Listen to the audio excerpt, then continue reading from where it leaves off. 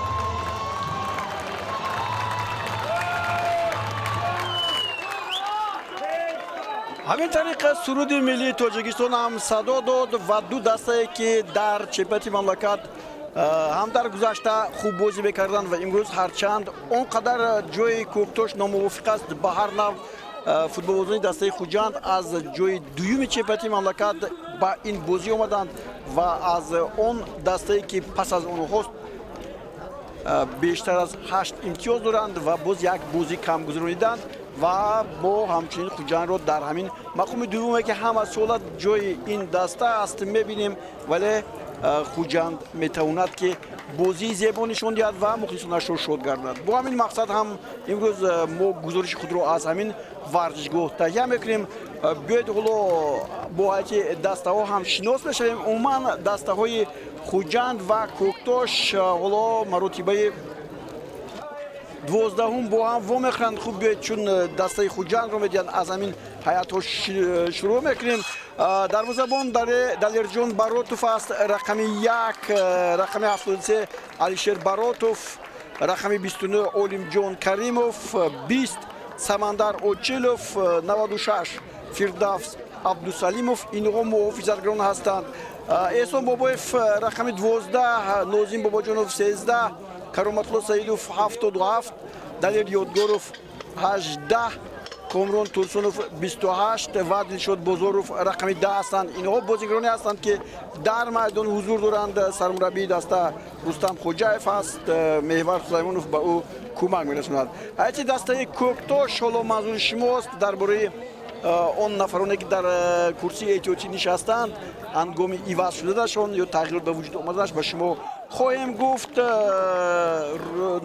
کوکتاش نوحه رودکی با همون هیئتی که در بازی گذشته در مقابل این طرفشان داشت با همون هیئت به میدان آمده است. تنها یک تغییرات اینجا حضور دارد. خوب سیاد جان زین‌الدینوف مسئولیت داور اساسی بازی امروز را به ذمه دارد. حالا آماده میشد برای شروع کردن بازی دور 21.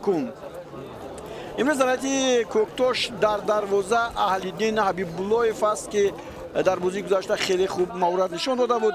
رقم 16 77 اسدبек اسلاموف اینا محافظتگران هستند.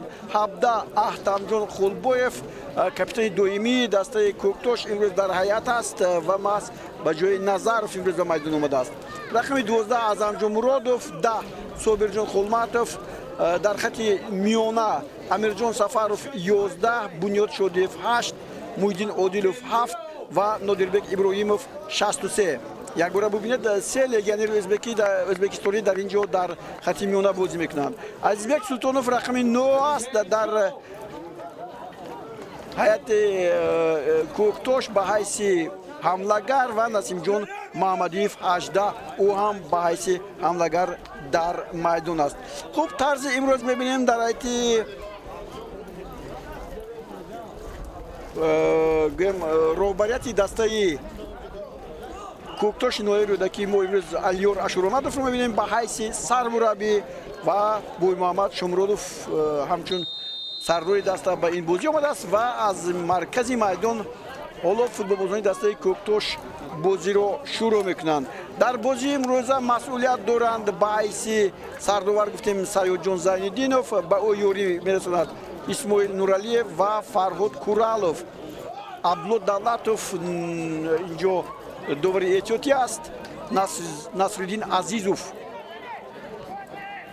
нозири доварон, яке аз доварони хеле номии Тоҷикистон ҳам ҳаст. Насриддин Азизов дар гузаштаи наздик маст ин довар тавонистааст ки дар чемпионатҳои Тоҷикистон ба ҳайси ҳам довари марказ ва ҳам ҳоло ҳуҷуми футболбозони дастаи Хуҷандро мебинем. Бисёр олӣ инҷо як бозии Далер Ёдгоров ҳоло дар ҳолати хеле хуб қарор дошт, аммо тӯб ки сахт буд, ин тӯбро гирифта натавонист, ба худ хуб моил накарда натавонист. Агар не мо голи аввалиро дар дақиқаи аввал медидем, вало инҷо ҳоло тӯб рабуда мешавад, аммо бо хатогӣ ва дӯстони гиромӣ Асрорҷон Шораҷабов комиссари ин вохӯрӣ аст. Дидед, дар як вақте ки ҳоло мо бо дастаҳо шинос мешавем, қариб мо горо дар ин бозӣ дида будем. Хеле маҳорати футболбозони дастаи Хуҷанд алҳол дар ин лаҳзаҳо хуб метавад ва ҳоло таваҷҷӯҳ мекунем боз ба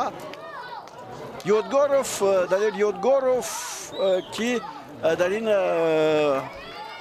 бозиҳои охир аз ҳама бештар бозигари беҳтарини даврҳо шудааст. Далер Ёдгоров партоф анҷом меёбад ва тӯб вориди дарвоза мешавад. Бисёр ҳам голи зебою ғалатӣ аст. Хуб биёед инҷо Далерро табрик мекунанд дар ҳақиқат, аммо Нозир Бобоҷонов пеш аз ҳама бори дигар дар ин такрор хоҳем дид. Дақиқаи дуюм аст, дӯстони гиромӣ ва футболбозони дастаи Хуҷанд бозиро бо гол шурӯъ мекунанд. Дар дақиқаи якум гуфтем тақрибан гол шуданаш мумкин буд, аммо онҳо тавонистанд дар дақиқаи дуюм ин корро ба субут расонанд. Ҳамин тариқ ҳисоб кушода аст дар бозии байни дастаҳои Хуҷанд ва Кӯктош. Ҳоло бубинед ин зарба зада мешавад, касе нарасидааст. Ин тӯб ба номи Далер Ёдгоров сабт Далер Ёдгоров сабт мешавад. Ин голи чоруми Далер дар мавсими ин сола аст. Ду голи дигар ҳам задааст. Як голи аз пеналти ҳам зада буд. Ин голи чорумаш аст ва дӯстони гиромӣ ҳоло ба мо Далер Ёдгоровро нишон медиҳанд. ӯ имсол 1247 дақиқа дар майдон аст. Дар 17 вохӯрӣ дастаи Хуҷанд ба майдон омадааст. ҳоло боз ҳуҷуми дигари футболбозони соҳили сир, аммо ин навбат ҳоло муҳофизатгарон метавонанд ки ин ҳолатро бартараф кунанд. ба ҳар нав футболбозони дастаи Хуҷанд агар мо ин аз 5 бозиҳои охире ки гузарониданд, 2 бохташро аз Душанбе ва ҳамчунин аз клуби марказии варзиши Артиш яксо гузорем, пас 3 ғалабаи пай дар пайи онҳо: Бархатлон 2-0 бар Душанбе, 5-0 ва ҳамчунин Файзканд 1-0 ки дар даври гузашта сурат гирифта буд.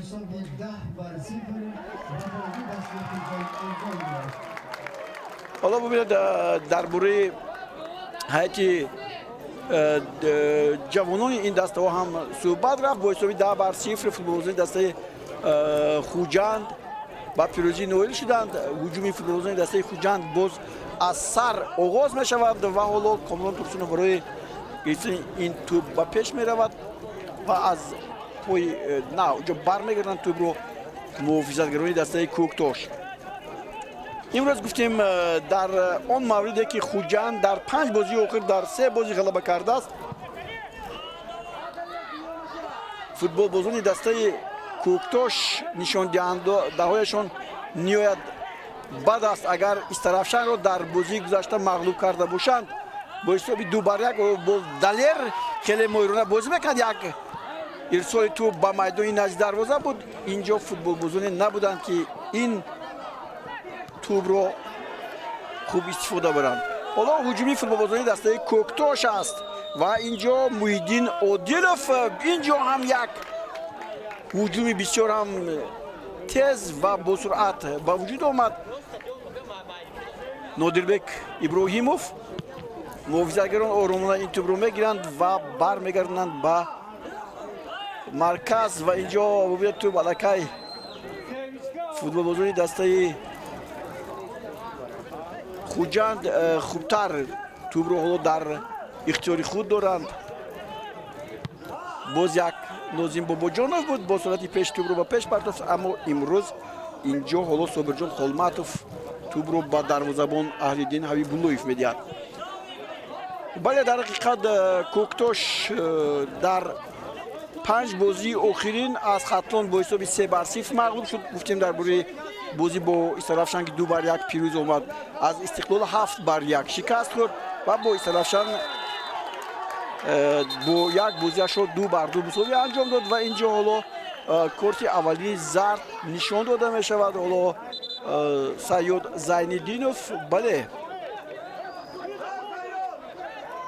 فکر میکنم که وقتای آخر ما کم به میدان آمدن اتمجان خولبایف کاپیتان سالهای آخری دسته کوکتوش که چند مدت است که ما در هیچ دسته نمیبینیم، امروز حالا اولین کارت زرد بله اسدبک اسلاموف 77 رو میگن، اما اینجا به نظر دیگر گونه رسید. خوب به هر نوع این رو خواهیم دید در حالت ضروری. حالا اوچلوف در نزد توپ است، لگنر دسته خوجند و این بازیگر توپ رو با بازی می‌دارد.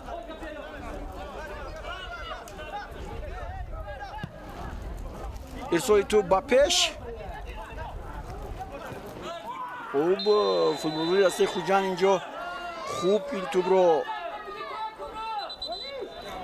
برمیگردونند و باز یک کارت زرد دیگر. این نوبت اینجا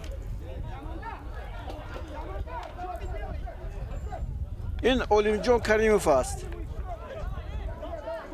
اولیمجان کریموف است که کارت اولین زردش رو در موسم این ساله حالا دسترس میکند یا خود داور او رو مجبور میکند که این کارت زرد رو به خود گیرد. بازیگری که کمتر خطا کرده است برای که 5 بازی گذرانده است، این بازی ششمش در رایتی دسته خوجند باشد که حالا ما و شما خواهیم دید. دلیرجان براتوف هم بازی چهارمش رو در رایتی دسته خوجند میگذراند. از این پیش شما خوب میدونید که دسته خوجند با دیگر دروازه‌بان‌ها باوریش بیشتر بود. حالا باشد دروازه‌بان‌های جوان در رایتی دسته خوجند هستند. یوسف خوجا هم اینجا حضور دارد و آنها میتوانند که در آینده هم به دسته خوجند کمک رسونند. خوب دور 21 است دوستان گرامی، دور 21 امروز شروع گردید. باز یک بازی دیگر در برابر این وخوری ادامه دارد. از دور یک مسافه دور بود، این ضربه خطا بود. یک بازی دیگر هم هست، کلوب مرکزی ورزش ارتش با دوشنبه بازی دارند و کلوب مرکزی ورزش ارتش هم حالا در جای سوم است بعد از خوجند و این دسته هم بومرام در 10 بازی اخیر به مغلوبیت دچار نشده است و سببش رو جویا از اون میشوند که مربی از جمهوری اسلامی ایران آمده است و این دسته رو کامل کرده است و طرز اسلوبی نوی بازیگزاری رو در میدان پیاده کرده است و آنها الکی و پیش میروند. خوب برای مبارزه برای جای دوم هم الکی خیلی دشوار است برای دیگر دسته ها، اما جای سوم حالا بسیار دسته ها استرافشان هم امکانیت دارد. دیگر دسته هایی که پایان از استرافشان هستند از خط هم имконияти хуб дорад хатлон ва рафшани клуб ҳам то он лаҳзае ки чемпионат ба анҷом намерасад мо гуфта наметавонем ки кадом даста дар ин ҷо ҷои сеюмро гирифт. ҳоло боз як ҳуҷуми пуҷандиҳо аз канори рост боз як имконияти хуб буд. ин навбат аҳдинави булоев пештар ба тӯб расид. агар не ҳоло бубинед ин ҷо футболбози дастаи хуҷанд дар ҳолати хуб ҳам қарор дошт. мо Дилшод Бузоровро мебинем ки ин ба ҳайси нишонзани беҳтарин аст. дар ҳайти ин дастаҳо ду бозигарони беҳтарине ки дар даври гузашта эътироф шуданд. ин яке ҳамин Дилшод Бузоров аст дар ҳайти дастаи хуҷанд. ҳоло ҳуҷуми футболбозони дастаи хуҷанд бори дигар Комрон Турсунов хеле хуб гузашт аз Собирҷон Хулматов, аммо зарба тӯбро бояд дуртар мепартофт. ҳоло бубинед инҷо хуб бо як нишон додани он ки ба тарафи рост мерад ба тарафи чап гузашт ва ҳам тӯби задаш хатарнок набуд барои дарвозабон. барои ҳамин ҳам мубориза барои ҷойҳои ифтихорӣ боз идома хоҳад ёфт. боз як имконияти дигар, боз як олӣ гузариши инҷо бале бисёр олӣ бозӣ мекунад Нозим Бобоҷонов бо ҳам Кароматло Саидов ва инҷо бисёр ҳам ҷолиб буд. бори дигар мебинем Нозим Бобоҷонов 2-0 дар дақиқаи 11.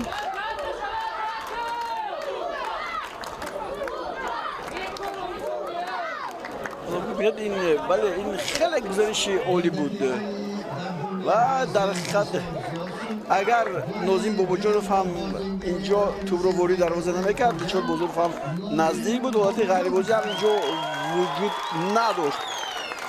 хуб ин дӯстони гиромӣ голи дуюми Нозим Бобоҷонов дар ҳайати хуҷанд аст дар мавсими имсола. ҳоло ҳуҷуми футболбозони дастаи Кӯктош Азизбек хуб дар мухобиб хуб инҷо партофти олӣ анҷом медиҳад. ин ҳарчанд агар дарвозабон Далерҷон Баротов ба ин тӯб намерасид мушкил ҳам шуданаш мумкин буд барои футболбозони дастаи хуҷанд. тӯб парашютвор ба кунҷи дарвоза фаромаданаш имкон дошт. ҳоло зарбаи аввалини кунҷӣ аз канори чап Бунёд Шодиев инҷо аст. дар бозии гузашта як зарбаи ниҳоят хуби кунҷиро зада буд ва ҳоло боз ҳуҷуми футболбозони дастаи Кӯктош ба анҷом расид ва тӯб дар маркази майдон инҷо бисёр моҳирона Комрон Турсунов ин тӯбро гирифт ва маҷбур аст бале инҷо муҳофизатгари дастаи Кӯктош маҷбур аст ки ин тӯбро зада аз майдон берун кунад. Асадбек Исломов ҳуҷумбоз идома меёбад. хуб имрӯз ҷолиб бозӣ мекунанд бозигарони дастаи хуҷанд. моҳирона бозӣ мекунанд. ҳоло боз як ҳуҷуми дигар ин навбат аз канори чап футболбозони дастаи Кӯктош Нодирбекро истифода мебаранд. ҳоло Бунёд Шодиев, Нодирбек ва боз ҳамин ҳуҷумҳои онҳо аз инҷо сурат мегирад, вале хеле зиёд ҳастанд. аммо бибинед хатои муҳофизатгарон инҷо айнан ба он шакле ташкил шуд ки метавонистанд футболбозони дастаи Кӯктош ба пеш бароянд. аммо на, тӯб боз ба хатогӣ ба пеш фиристода мешавад. боз футболбозони дастаи Кӯктош Бунёд Шодиев ба канори чап боз Нодирбек инҷо. ҳоло Нодирбек чикор мекард? нигоҳ мекард ба китобро партия дар пеш касе нест бо Бунёд ба хафо ва дар ҳолати хуб инҷо танҳо ҷойгир шудааст Асадбек Исломов. ҳоло тӯб ба ӯ равона карда мешавад, аммо Далер Ёдгоров ҳам тӯбро гирифт вале ирсоли тӯбаш хато буд. тӯб аз майдон берун мешавад. аввалин маротиба мо Амирҷон Сафаровро мебинем ки дар ин лаҳзаҳо дар хати пеш пайдо шуд ва дар муқобили муҳофизатгари дастаи хуҷанд Фирдавс Абдусалимов хато содир кард. ҳоло бори дигар бубинед бале инҷо иштибоҳ ҳаст. дар мавриди охир ӯ ин бозингарро теда дод ва довар ҳам бо ӯ ҳоло суҳбати худро анҷом медиҳад. Саёд Зайдиддинов ба қатори элитаҳои футбол ва доварони футболи Тоҷикистон шомил мешавад. мо دیدیم که او در مسابقه بین المللی هم حکمی میکند. حالا فوتبالبازان دسته خوجند باز یک ضربه از مسافه دور به پیش در یادگاروف به توپ صاحب میشود در مقابل اسدبک اسلاموف. خیلی خوب از او میگذرد اما نازیم باباجانوف سراسیمه میشود.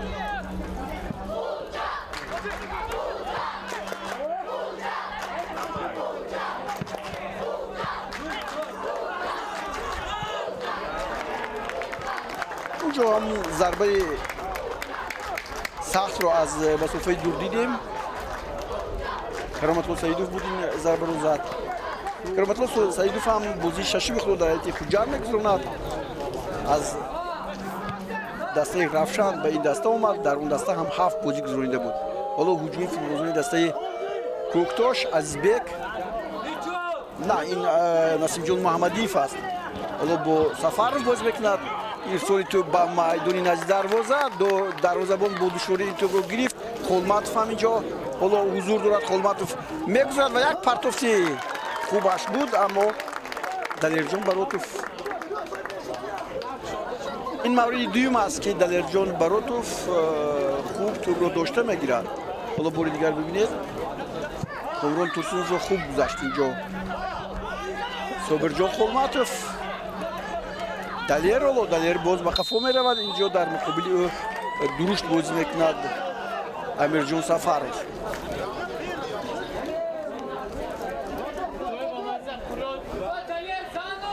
خوجند و کوکتاش با هم بازی‌های زیادی برگزار کردند. دوستان گرامی در چمپیونات مملکت این بازی 11می بین این دسته‌ها به حساب می رود.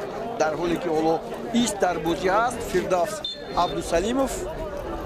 حالا توپ رو باید به پیش زند و در مرکز توجه البته دلشاد بازاروف است. هم کاپیتان دسته و هم بازیگری که نشانزن بهترین است. خوب چون این ضربه خطا اونقدر برای دروازه‌بان اهل‌دین امیربلویف خطر ایجاد نمیکنند و فوتبالبازان دسته کوکتاش حالا به پیش میروند.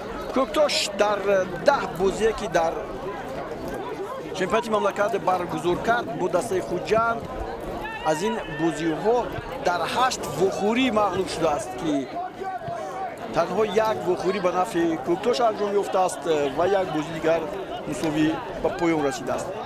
بار دیگر دلیر گل اول رو زد و حالا پیوسته در اکران‌های ما و شما خوجند از کنار چپ از اونجایی که دلیر هست بیشتر هجوم میکند. با کامیابی اما از دو طرف هم از دو جانب رسید. فوتبالبازان دسته خوجند حالا کوکتاش حالا به پیش میروند. محافظتگران اینجا بیشتر هستند. امیرجان سفرов باز توپ رو برمیگردد به فوتبالبازان دسته کوکتاش. مبارزه برای توپ هست و 2 نفر بودند و اینجا توپ رو دلیر یادگاروف میگیرد.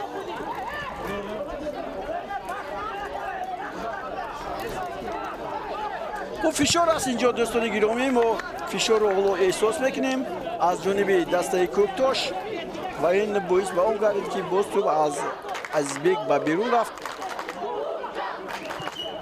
رحمانوف رو میبینیم دوستان گرامی.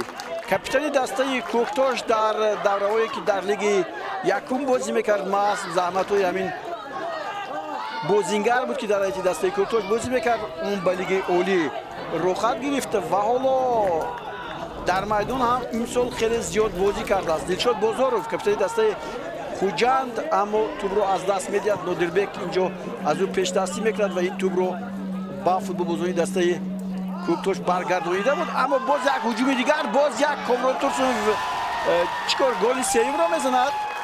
بله حالت غریب‌بازی نبود از نقطه نظری که ما اینجا دیدیم. بار دیگر میبینیم کامران تورسونوف دقیقه 19 3-0.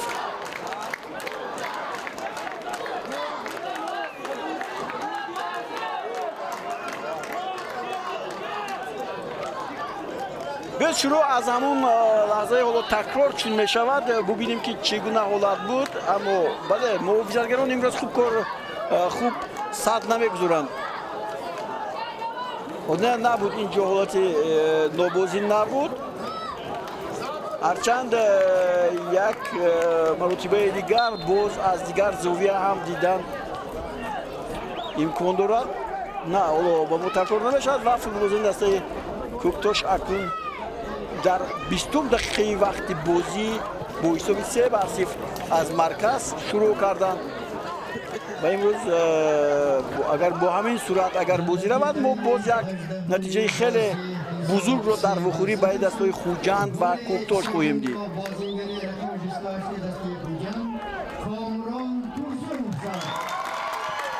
کامران ترسونوف هم دوستان گرامی این گل دویمش است در موسم فوتبال، چون ما خوب میدونیم که در هندوستان بازی میکرد در دسته تراو به این دسته اومد و علاقه کامران ترسونوف بازی ششمش رو میگذارد. بازی یک هجوم دیگر بود. کامران 4 مرتبه او رو در وقت بازی از میدان گرفتند، یک کارت زرد دارد، 334 دقیقه در میدان بود. این گل دویمش طوری گفتیم گل دویمش است. اولو فوتبالبازی دسته کوکتاش امیرجان سفاروف در برابری فردوس عبدالسلیموف از پای افتاده بشود و حالا اینجا ضربه جریموی به سوی دروازه دسته خوجند. در نتیجه بنیاد شادیف است. بنیاد شادیف این بازیگری است که همه استانداردها رو به اجرا میرساند. خوب ما می‌بینیم که این در این وقت اسدبек اسلاموف با میدان نزدیک دروازه میآید. محافظتگر قامت بلند حالا این رو شما علاقه احساس کردید. توجه به دلیرجان براتوف بسیار بلند است، برای دروازه‌بان بسیار دشوار بود و او با مشت توپ رو به بیرون میزند، دور میبرد از نزد دروازه‌اش، ولی هجومی کوکتاش ادامه می‌یابد. بار دیگر نادربek ابراهیموف ارسال می‌کند. اینجا امیربek سفاروف تنها است. باز یک امکانیت برای دسته کوکتاش برباد رفت. آنها نتوانستند که کسی کمتر بود، محافظتگران نتوانستند این حالت رو استفاده کنند. کامران ترسونوف ارسالش خطا است. فوتبالبازان کوکتاش این لحظه ها خوب فعالتر شدند ولی توپ رو از دست میدهند و توپ رو برمیگردند به نزد پایشان.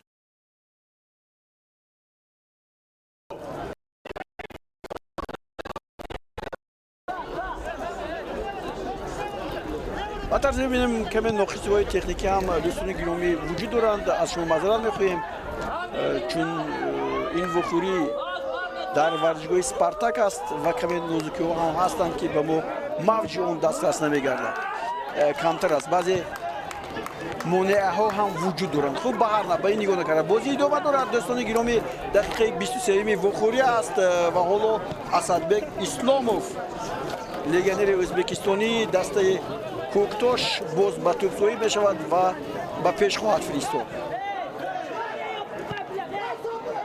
فوتبالبازان دسته خوجند فشار می‌آورند اما اونقدر خوب نه.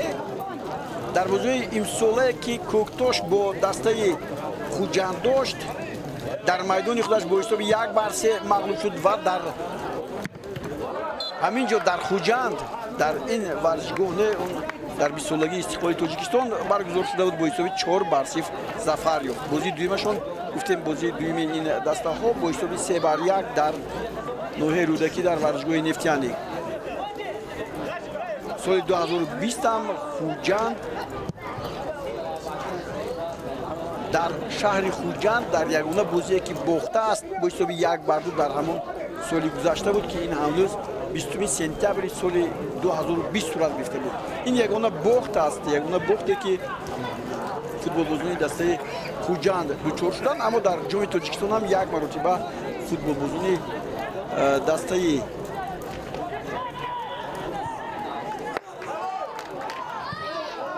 کوکتاش توانستند که با پیروزی نایل شوند. حالا فوتبالبازان دسته کوکتاش امیرجان سفاروف در مرکز است. با او همیشه طوری میبینیم فردوس عبدالسلیموف بازی میکند. این بازی چهارم فردوس عبدالسلیموف است. حالا ببینید بار دیگر اینجا پیش پا میگذارد و در نتیجه خطا صادر می شود از جانب فردوس عبدالسلیموف. بازی چهارمش گفتیم یک مرتبه او از حیز کرسی اتحادیه به میدان آمده است. یک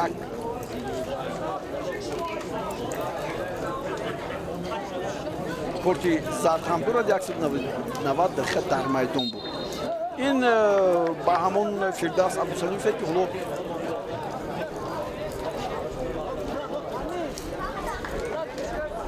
قاعده رو ویران کرد و در این برابر امیرجان سفرов حالا میبینیم که از جایش برنخواسته است و نشان میدهد که شاید نتواند که بازی رو ادامه دهد. حالا با او کمک طبی رسانده می شود. نیازمند است با کمک طبیبان دسته کوکتاش دوبار باشد. با احتم خلبایف صحبت دارد. احتم در این مورد در حد کوکتاش 10 بازی گذرانیده است. نسبت به سالهای پیش کمتر است. 5 مرتبه او عوض کردند. 86 دقیقه در میدان بود. خوب این درباره اون که حالا امیرجان سفرов از جای برمیخیزد و با بیرون برای ادامه کمک بیرون آید و ما کرسی اتحادیه دسته خوجند رو دیدیم امروز. حالا بار دیگر بید به این گلی که ناو کامران تورسونov زد با همون توجه کردیم. بله اینجا حالا امکانیت بود که ما کمی بیشتر این توپ رو نشان میدادیم. خب به هر نوع دیدیم که اینجا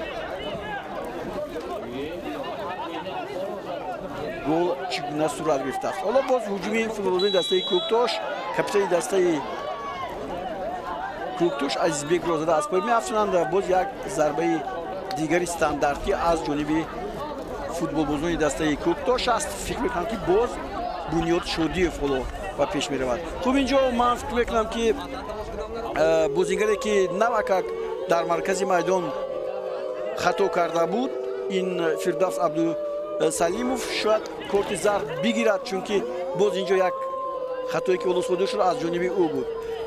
دیواری محافظ از 2 نفر کامران با دلیر بنیاد شادی در نظرشون است. اما در میدان نزدیک دروازه فوتبالبازان دسته نویر رودکی خیلی زیاد هستند. ضربه زده می شود و امکانیت گلزنی 100% و حساب دوستان گرامی تغییر می‌یابد. بسیار خوب است. این عزیزبek است. فکر می‌کنم که سروان دسته کوکتاش عزیزبek سلطانوف است. حالا نه نسیم جان محمدیف بازیگری رقم 18 بار دیگر حالا ببینیم.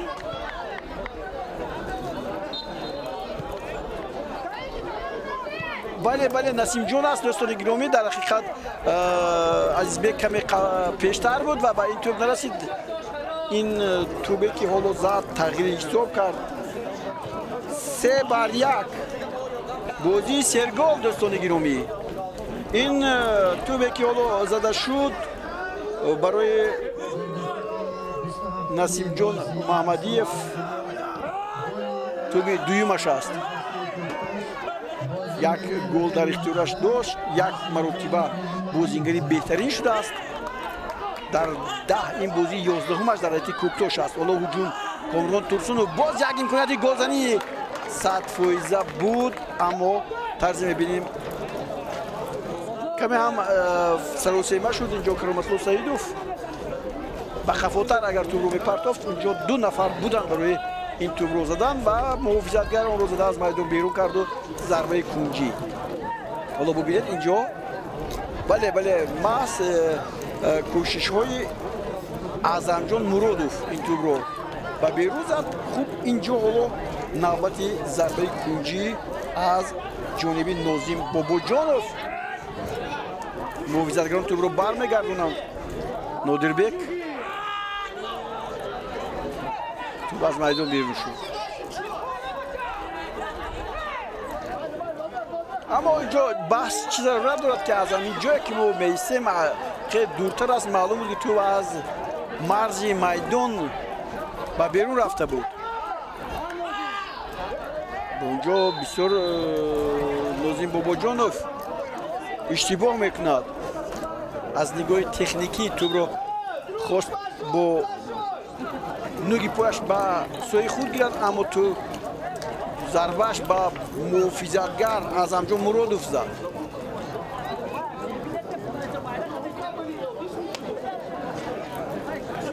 آلدین حبیب‌اللهیف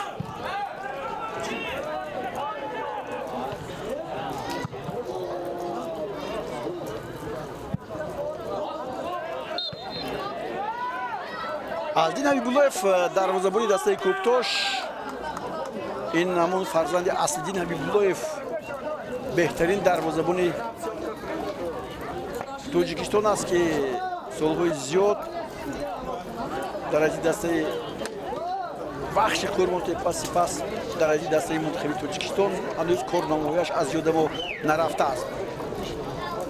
یک خطای دیگر اینجا ببینید بنیاد شادیف رو کامران تورسونوف با دستش چله میدهد و این از نظر داور بیرون نماند. ضربه‌های استانداردی به سوی دروازه خوجند بیشتر هستند. حالا بیاید این سه نفر رو ببینیم که چگونه میتوانند که صد گذارند با اعظمجان مرادوف. اعظمجان مرادوف بسیار ضربه سخت زد. توپ هنوز در نزد پای فوتبالبازان دسته کوکتاش. باز یک ارسال دیگر اما دروازه‌بان دلیرجان باروف در جایش است. در آن توپی که وارد دروازه شد این خولمرتف است. دروازه‌بان دلیرجان باروف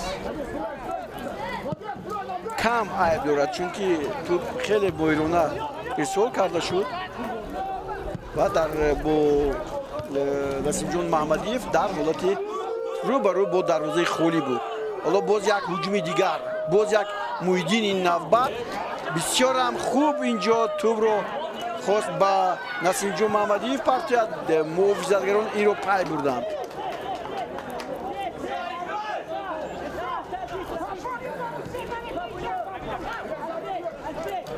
عموما در بازی‌هایی که دوستان گرامی خوجند با کوکتاش گذرانیده است نتیجه از همه بزرگ این سال روان خوجند کوکتاش 4-0 است. دیگر فوتبالبازان دسته کوکتاش از دروازه خود بیش از 4 توپ نگرفتند. حالا 3-1 است چون این نتیجه بود. حالا امیرجان سفروف باز یک ضربه دیگر میزند. باز اینجا همون فردوس عبدالسلیموف است که پیوسته او رو پیگیر است. در همه جا استقبال میکند، در همه جا صد میگذارد، در همه جا در مقابل او خطا میکند. یعنی به همون وابسته کرده شده است. امیرجان سفروف در دسته خوجند هم دوستان گرامی اگر خطا نکنم بازی کرده بود. حالا ما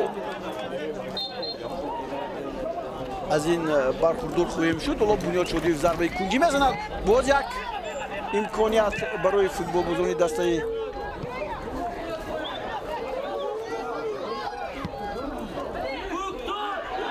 بسیار هم جالب اینجا فرصت میدن بازیگران خط دفاعی دسته خوجند که اینجا کوکتاش خوب کار کنند. ببینید حالا یک بار دیگر قریب بود اینجا هم بار دیگر همون نسیمجان محمدیف به این توپ رسد. مثل هم گل اول اگر او میرسید میشد. بنیاد شادیف هم کوشش‌های زیاد خرج میکند برای این عمل.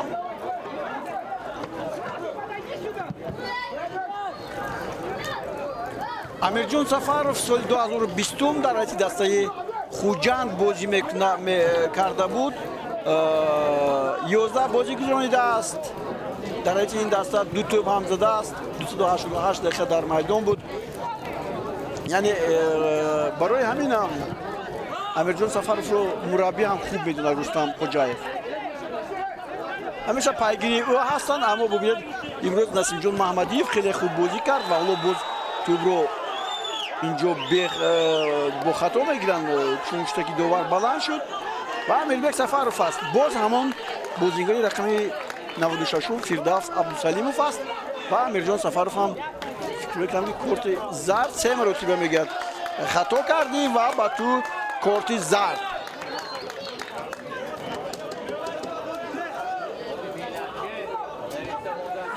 کارت زرد امیرجان سفروف در موسم امسال این کارت دومی زردش است. فوتبالبازی که کم با خطای دقیق рӯбарӯ мешавад ё ки содир мекунад. То ба ҳар нав ҳоло як нав ист дар дақиқаи 34 вохӯрӣ ва инҷо мухлисони хуҷанд ба ин майдон омаданд. хеле хуш аст ки ҳоло мо имконият дорем ки дар варзишгоҳҳо футболро тамошо кунем. рӯзи истироҳат аст ва дар рӯзи истироҳат маҳз тамошои бозии дастае ки дӯсташ медорӣ гуворо хоҳад буд. таби хуш ҳаст, ҳоло 3-1 ҳаст, истироҳати бофароғат ҳаст, ҳавои тоза ҳаст. пас дар варзишгоҳ футболро тамошо кардан беҳтару гуворотар аст. ҳоло Самандар Очиловро ба мо нишон медиҳанд. Самандар Очилов ин тӯбро ба бозӣ медорад. ба пеш мезанад ва тӯб ҳоло аз як сар ба сари дигар аз хуб ниҳоят ба замин мефурояд, аммо дар ин ҷо бозигари хати миёнаи дастаи Кӯктош аст. бисёр моҳирона бозӣ мекунад. ин Нодирбек Иброҳимов аст ки имсол дар ҳайати дастаи Равшан бозӣ мекард ва баргашт ба ҳамин дастае ки пештар бозӣ карда буд.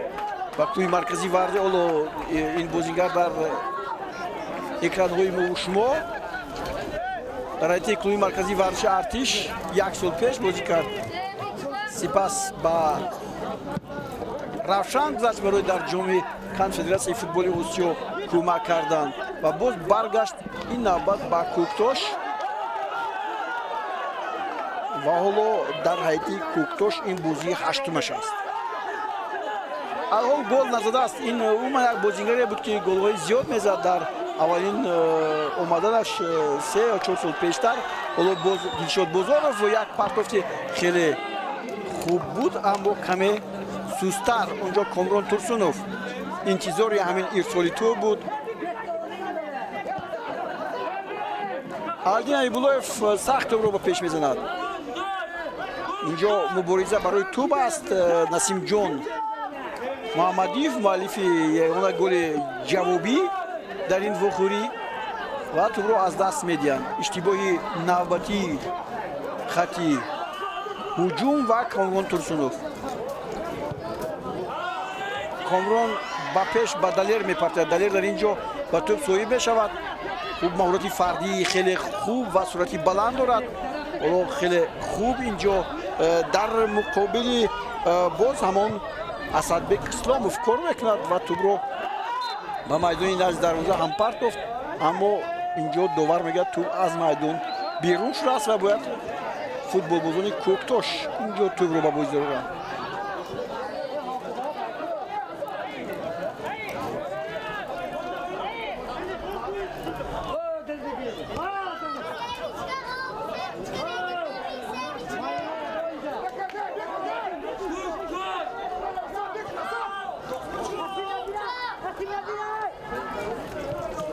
бозо Нодирбек Иброҳимов канори чап.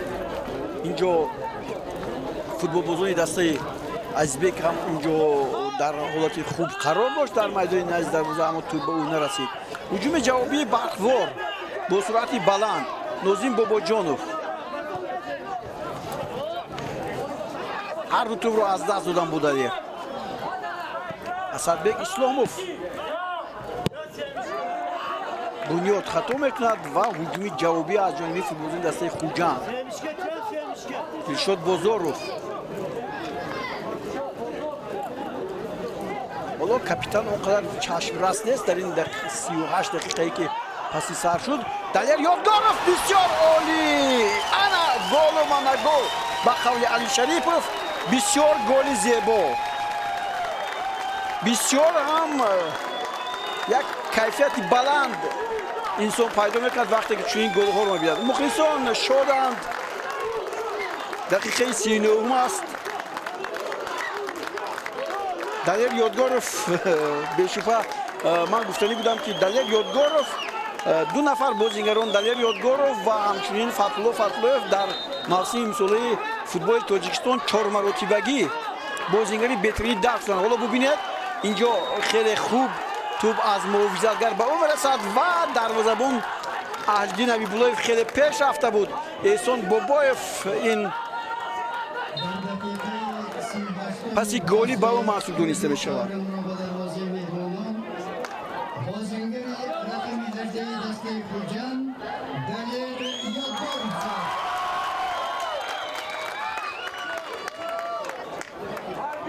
ماهرانه است این لحظه ها هجوم هایی که خوجند کرد و اکنون فکر میکنم که در نیمه دوم ما باز بازی زیبا رو ببینیم و گفتیم که اگر خوجند با حساب 4-0 در مسیر امسالا غلبه کرده باشد در این میدان پس میتواند یک نتیجه از این بالاتری و بالاتری رو هم اینجا پس از خود باقی گذارد. در دور 21 چمپیونات مملکت بار دیگر دلیر باری دیگر به توپ نه کمی صورتش پستر بود و عزیزدین حبیب‌اللهیف از توپ به توپ نزدیکتر بود. اکنون من فکر میکنم که بازیگران هر دو دسته بازی کوشاد رو اینجا به ما و شما پیشکش خواهند کرد.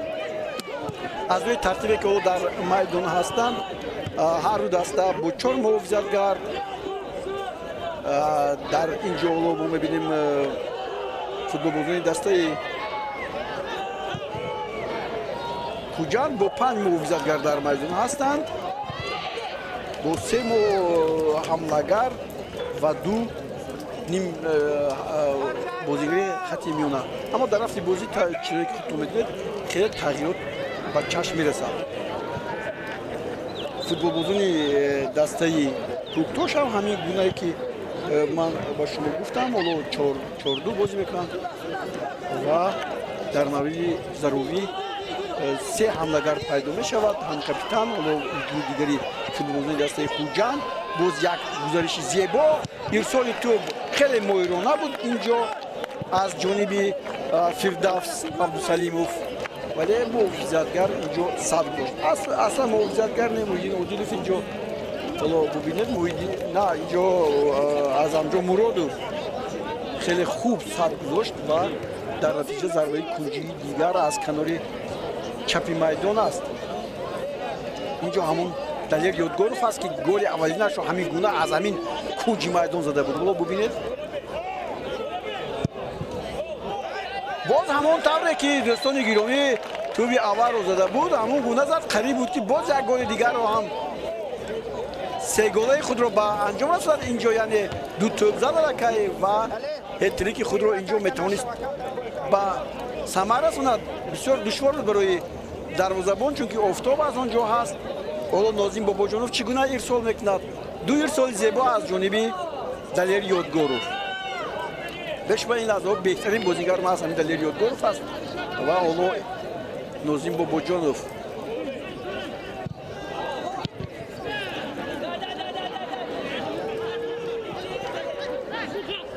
هجوم بازیگران دسته کوکتوش اینجا قطع میگردد.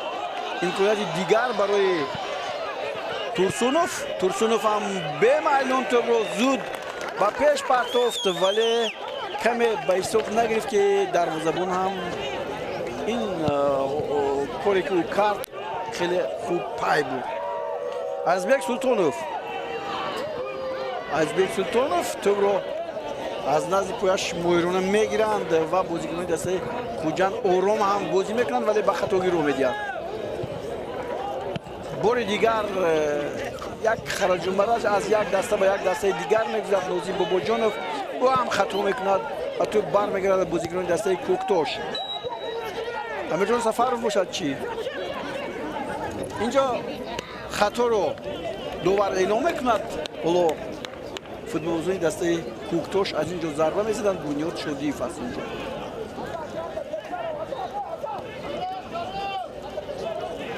حالا بار دیگر ببینیم همون رسیشه که اینجا نازیم داشت همون به نظر گرفته شد. بیش از 1 دقیقه دیگر در قسمی اولی وخوری بین دسته‌های خوجند و همچنین کوکتوش 4-1 است حساب در نیمه اول و باز گل‌های دیگر ما رو انتظار هستند. من به این باوری دارم چون که بازی خیلی با صورتی بلند می‌گذرد. حالا هجومی فوتبال دسته کوکتوش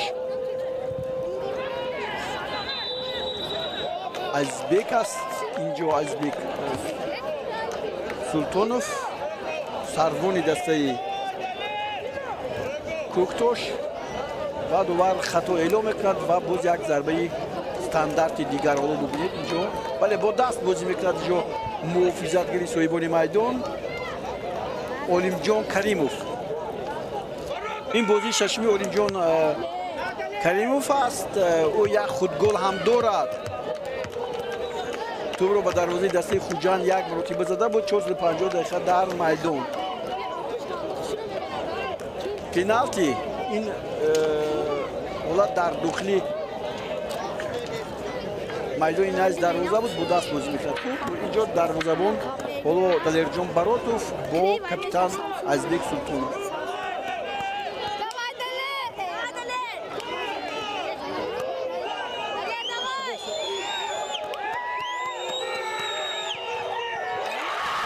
اینجا ببینید دوستان گرامی ازبک توپ رو با توی دروازه روان کردن نمیتواند ستون دروازه خوجان رو از گل صد فویزه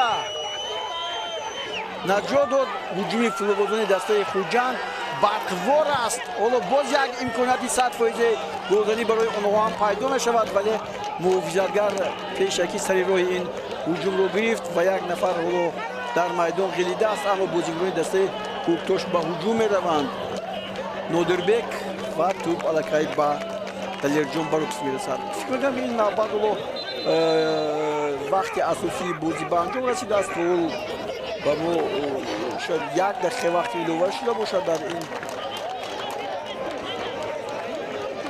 اسم اما دوبار باز برای کمک طبیبا رو حالا ببینید اینجا بار دیگر توپ 100% به دست رسیده بود و اینجا ببینید نه ستونی دروازه بلکه دلرجان براتوف خود کارنامه کرده است ما از این زاویه دیدیم همین گونه بود اما دلرجان براتوف این زحمت او است اما در این حالت چی در حالت دوم چی دوباره میتونست کورت نه پنالتی تکراری بگذارد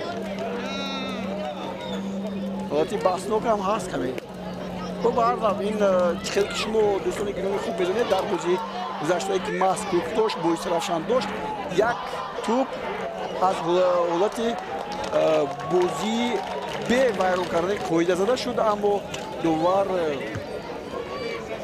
با خطاگیر رو داد و این توپی که فوتبالزنی دسته ایست رفشان زده بودند و این نوبت نگرفت در نتیجه نسیم حمیدوف از حقوقی در چند بازی اشتراک کردن در کنار کرده شد این کمیته داوران هم با تصویر رسونید در همین طریق این حالت به وجود اومد در اون وخوری